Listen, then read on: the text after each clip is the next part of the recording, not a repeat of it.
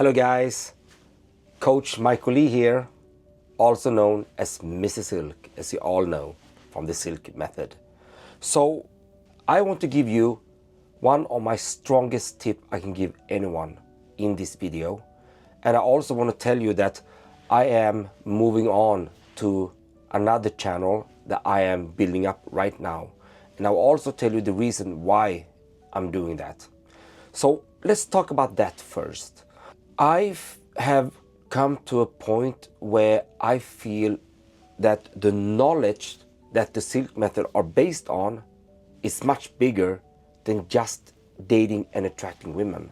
What I've seen during my years as a dating coach and a conversational coach is that guys that haven't learned how to communicate properly suddenly become good conversationalists, and that is a great foundation to attract and date women. But what they are telling me is that they skyrocket in their professional careers, and also when it comes to getting friends, handling, family members and so on, based on the flip of being curious. And when I realize that now, I think that this skill is not just for dating and attracting women. It's not a pickup artist skill, like a routine skill that only work for beautiful women and trying to get them into bed, for example. Well, they don't work anyway, but they work better than doing nothing. So that's what it is. My skills that I am teaching other guys to do as well, that are based on scientific research and all that, is a life skill. It's not a dating and attracting women skill, it's a life skill. It is the foundation of relationship building. So relationships are everywhere. If you are socially good with people, then you are good building relationships. Relationship with your friends, relationship with your co-workers, with your boss, with your potential customers, with your current customers, if you're a businessman or having a business. It's so important in all aspects of life to be this confident and a successful man that relationship building theory is the key. And what is that exactly? Well, it is to learn how to have conversations that leads to likability. Likability is the main foundation to actually build relationships with people. They have to like you first. And when we think about liking someone, or I try to make people like me, I have to please them and so on. That is absolutely not true. Absolutely not. So that is just a myth, a thinking myth, that you have to please people and so on. Forget about that. Being likable is super powerful if it's based on real things. If it's based on want to understand the other person's perspective and so on, then it becomes incredibly powerful, because people like you a lot if you actually give them time and give them space to express themselves, with you being curious about what that person are saying. That is where the foundation should lay on, not some kind of gimmicky routines and whatever a lot of dating coaches and people that are in the pickup artist community have been taught. This is basically all rubbish. I haven't seen even one thing that are based scientifically. It's all just fluff and myth-based methods. I can believe something, and because I'm believing in it, it's the right way. That is how most dating coaches are thinking. And I don't like that. I think it's wrong. I know it's wrong. So anyway, so let's now talk about the tip I want to give you. I wanted to mention one thing more, and that is that my new channel, I will put the name below, but the new channel's name is The Likability Lab. So if you write The Likability Lab, on YouTube, you will find me. I will also put the name in the comment section below, so you can really see and see the name, and you will be able to find my channel based on that. So one of the strongest tip I ever got from anyone that started all this, well, I do have an academic degree, 2 of them, master degrees in interpersonal communication and behavioral science. But something practically that came along that really changed my life was to understand the concept of conversational threading. Every time you hear someone speaks, they are leaving a lot of cues for you to pick on. If you talk to a woman and you ask her, how was your day? And she just saying, it was good. And then you are good in conversational threading, because whatever she answered, even if that was just one word, you would take what she said and make something out of it.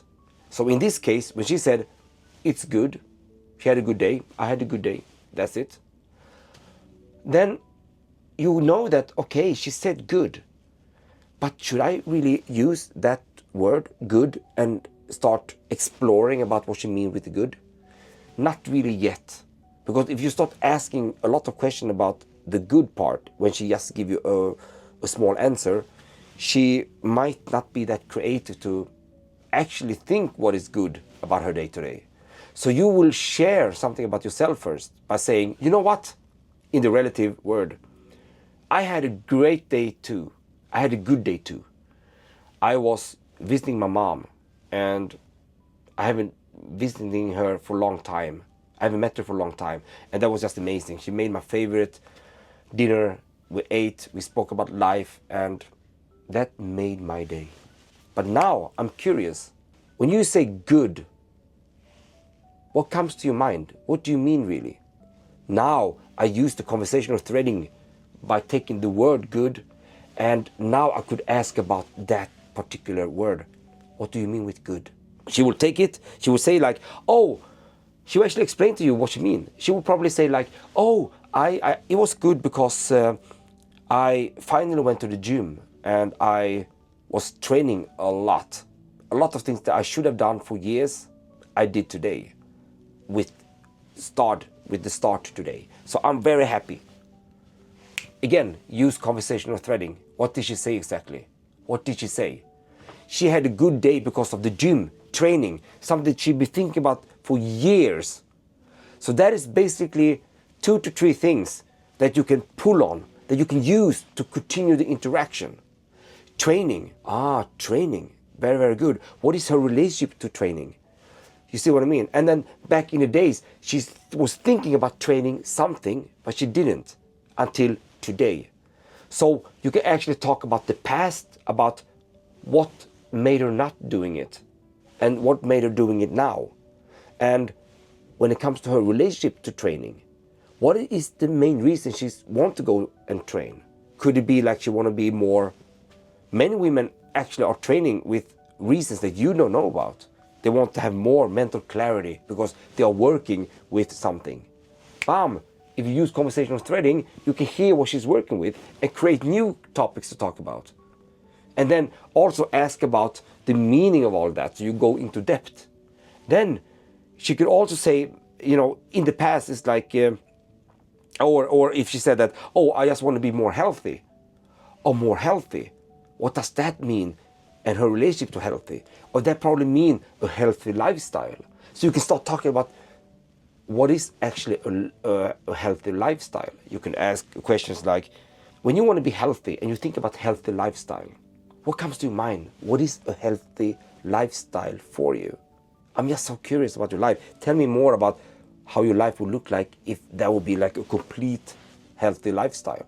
If you're good at that kind of talks, and then you're good at that kind of questioning, you can just be quiet and just comprehend everything that she says. And she will leave more cues, and you can just deep dive in her life. Because that is what you want to do.